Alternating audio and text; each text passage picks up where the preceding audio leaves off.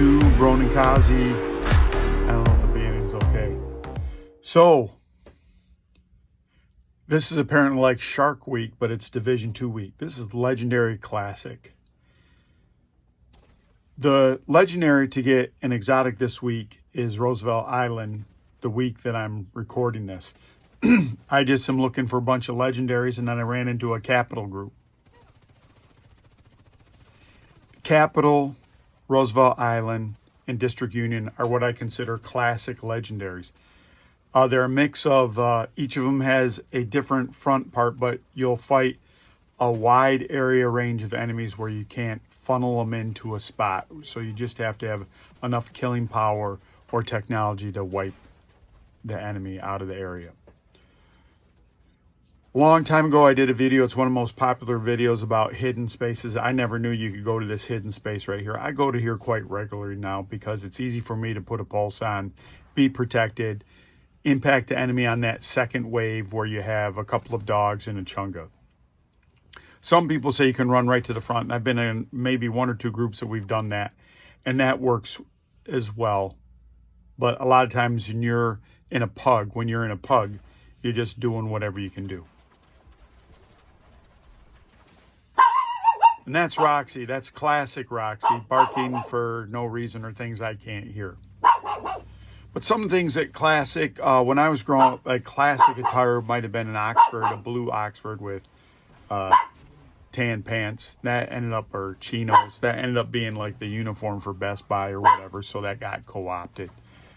But there was some types of things like a blue blazer and a white button-down shirt would be something you consider like a classic. You could wear that to a majority of places. Now I don't, it's a little bit different. And some people ascribe to that aesthetic like a classic. I don't know what this is. There might have been a patch there once, YouTube, and I don't know. It's a dark spot. It's annoying to me, YouTube. Every time I see it, I'm like, why is it there? So when you're old, you get fixated. What is that? Is that a moon?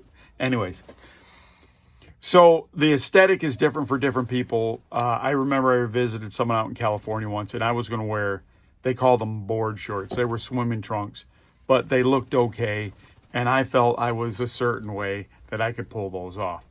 And about pulling something off, it's not what other people think, it's what you think. Because if you think you're comfortable in doing it, please go ahead and do it. When I was growing up, if you ever watch a movie like Mad Men, I didn't grow up in the 50s, but there wasn't a lot of difference.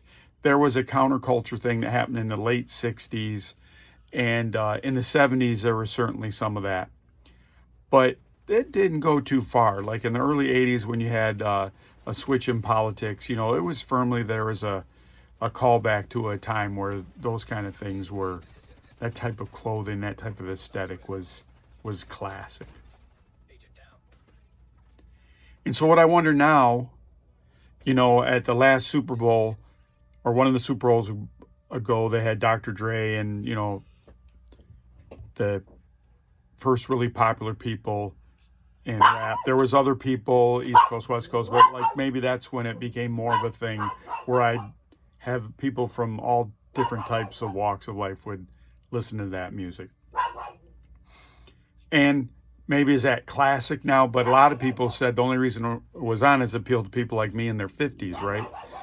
Which is so horrible because when that was going on, so I want you to think about that. Like when my dad was in his 50s, I would have been like, you know, in my late teens, and the music that he might have listened to was nothing like the music I wanted to listen to.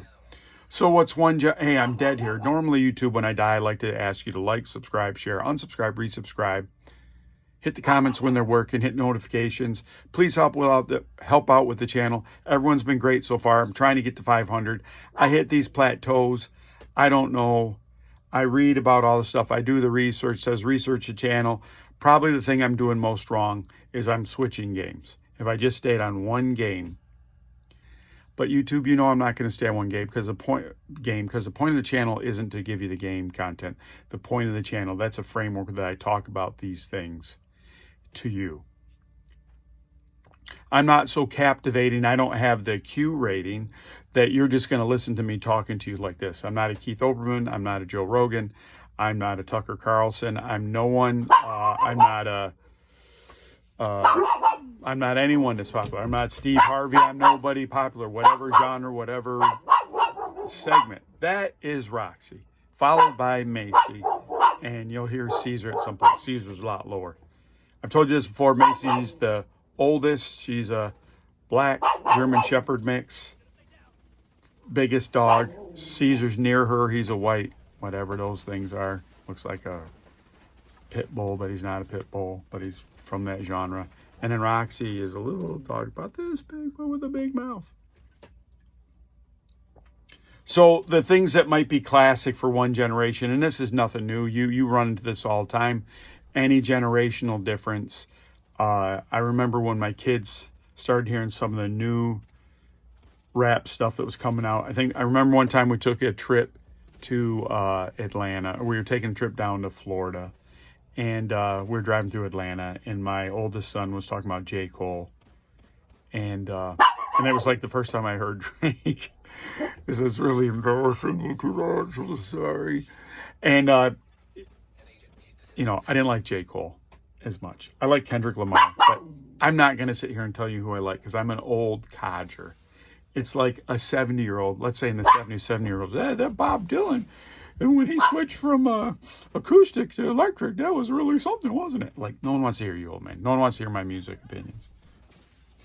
I will say this. I wish I could listen to music while I'm doing this. I probably could. If I put on these fake headphones, I probably could have music in here, and that would help me because I'd get in a vibe. But as you know, these are just a prop to pretend that I have this on because I'm a cool YouTuber.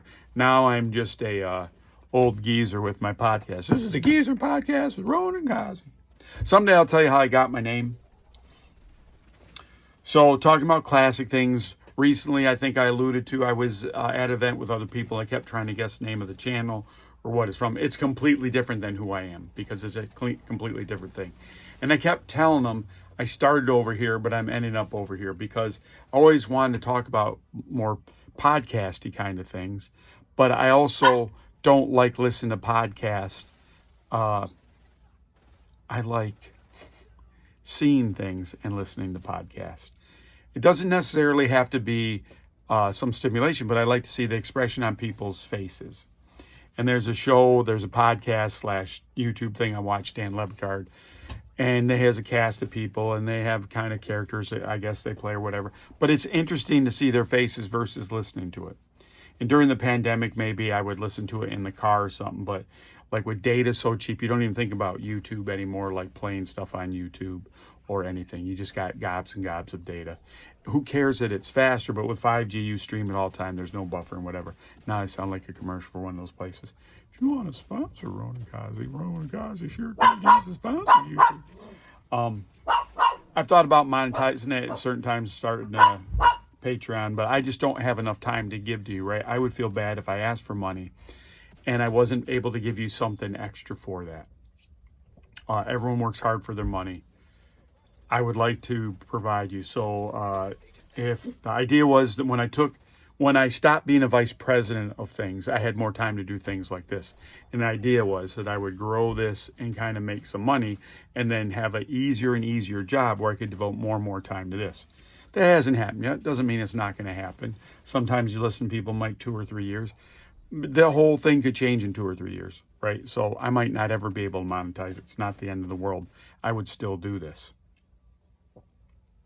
So now I'm switching. Basically, I did this Capital Legendary. I showed you the first part, and then I skipped to then. I just vial jammered the rest in the middle. That's all I do every single time. Vial jam, and it's boring. And so the first part's interesting, and this part might be interesting. But really, again, this is a vehicle just to talk to you about classic kind of things. Classic cars, is a classic car in the 60s, the 70s.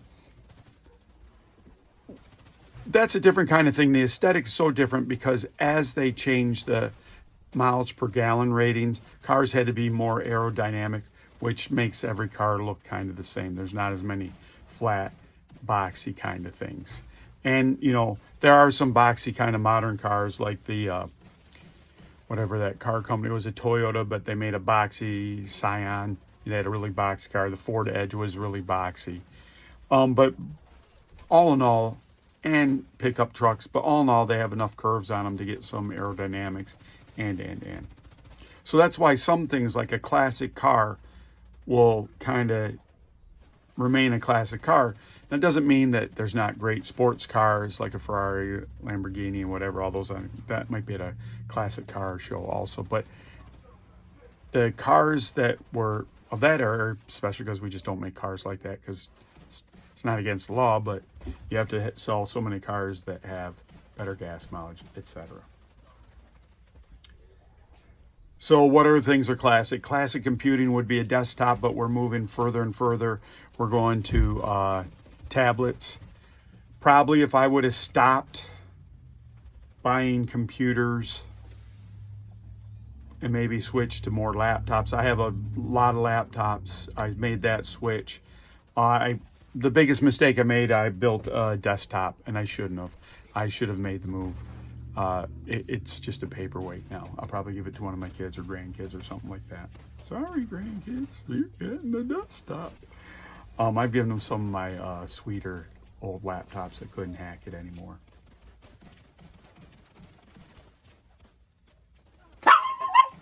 What? Some things that never stop being classic are philosophical arguments.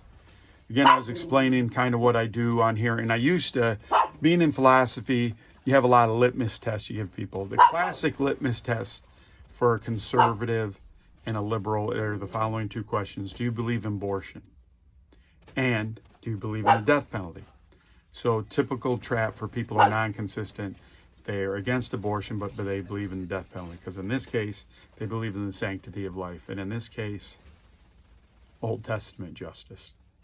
And a liberal is just, the opposite, right? They believe you should be able to, woman's body is her choice, and we shouldn't have the death penalty. So you can kill a baby in this thing, and I'm not saying either one's right or wrong, and that's simplifying the argument. But the point is, that's a classic litmus test. Litmus test is, I think I've said this to you before, it's the type of paper you put in a liquid, and it can tell you whether it's an acid or a base. And so those are questions to pull out what that person believes in. And there's more questions you go down there. If sometimes you want to know if someone's absolute or relative, you would give them a statement like, is killing ever bad? And I've told you this before. I think I don't think there's a lot of things that are absolute, especially in America. If you believe in science and you believe that the Big Bang is the theory of the universe, the Big Bang, the universe is 13.8 billion light years old, because that's only how far we can see. As soon as we can see farther, we're going to see more. So that's just kind of it. You can't put your stake in the ground on science because it's continually changing. Even quantum mechanics, think how many years we believed in Newtonian mechanics to describe everything. And then with quantum mechanics to describe things at the quantum level. And who knows what else we're going to find. So a lot of these things, which I will tell you, are faith. And that's a classic argument that people will try to have. Do I have a faith or do I believe in science? But eventually both of those are faiths. And a faith isn't as strong as maybe the proof of water boils at 212 degrees Fahrenheit and freezes at 32 degrees Fahrenheit at sea level. And I had this argument with my kids. Whatever you call the color green, I don't care about it, but it is a certain wavelength. Colors are certain wavelengths, and those don't change. So if a wavelength if we name the colors by their wavelengths, those would be absolute. This is, I have a red and a yellow going on right now with my monitor over here, kind of putting a little blush on my YouTube.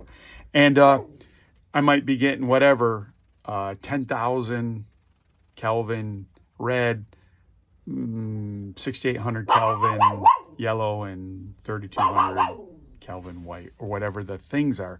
Those are absolute numbers.